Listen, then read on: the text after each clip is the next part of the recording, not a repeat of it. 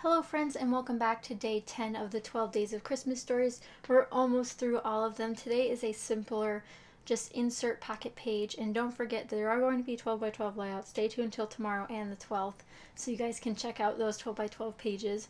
This is just a project I really wanted to work on during this collaboration series, and I'm sure all the other ladies were doing amazing projects, even though I haven't seen them yet since this is going up recorded before those go up. But I'm really excited to share this insert with you. I'm essentially showing you how to do big embellishments without overpowering your photo. So I have a 4x6 insert from Simple Stories here. So it has two 3x4 slots. Ideally I would use a 4x6 full slotted pocket page, but I don't have any. So we're going to compromise and cut my photo in half and split it between the two, just so we're using what works. I also don't mind it because it's not cutting anything in half that's important to the photo or the story behind the photo.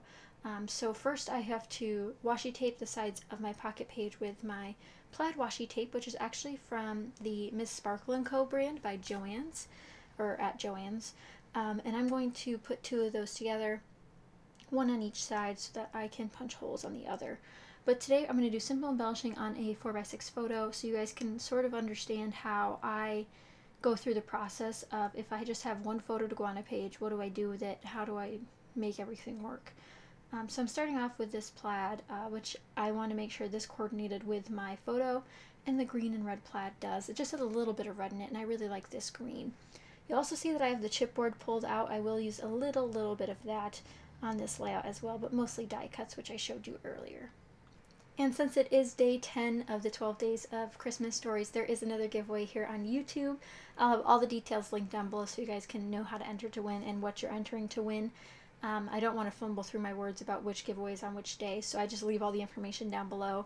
And be sure to stay tuned for another giveaway on the 12th here on my YouTube channel. And be sure to be following me on Instagram so you can see all of those giveaways that are happening. And be sure to follow all the other ladies because they're also doing some giveaways throughout the holiday season. So you just saw me mark with my other page protector where the holes should be on this page protector. And if you guys couldn't notice, this is a real-time process video. This only took me about 9 minutes to do all of this. So I wanted to make sure that you guys kind of saw the process that I went through without speeding through it.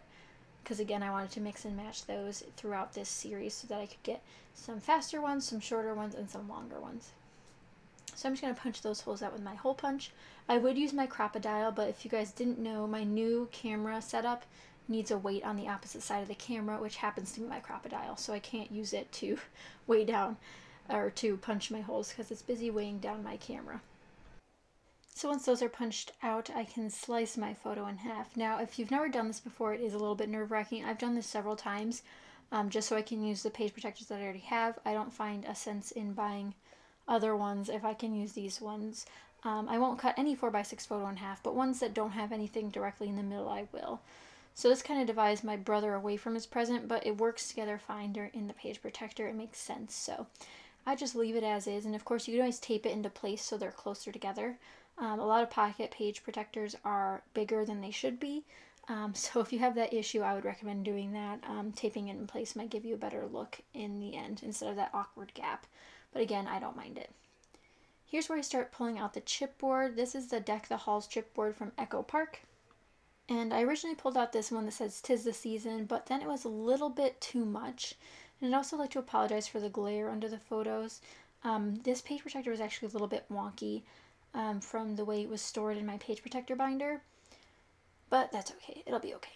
Here's where I start pulling out some pieces from the Merry and Bright ephemera pack from Fancy Pants. I found this one that said "Ho Ho Ho," which I thought was cute. I really like the color scheme on it. It brought out colors that were already in the photo, like the red from the shirt and the package. There's also some green and blue accents behind him from things in the background. I also pulled out that little word that says "Joyful" from the chipboard sheet. I think that's the only piece of chipboard I use. I'm not gonna lie, I didn't use too much. And then I've really been into lately adding a little bit more of dimension on my pages. Now when you're using a 4x6 page protector, they go in the middle, so this won't stick out of my album. It'll just stick up out of the page protector and be in between 6x8 pocket page sizes. So I wasn't too worried that the tab would get hurt or anything, but I do pull out a different tab, one with a little bit different decorative pattern on it. I think it actually has gold foil on it, the one that I pull out. And I really like how that matched with the ephemera that I pulled out in the bottom, as well as the gold foiled joyful word that I pulled out. I originally thought I was going to do all gold, but then I thought it was a little bit too much, and that this green and gold option would be better. And what I actually do is I will adhere that with liquid adhesive as well as staples, which you'll see why once I pull out some of the other embellishments. I thought that the items at the bottom were a little bit floaty, those ephemera and chipboard pieces, so I pull out the washi tape again.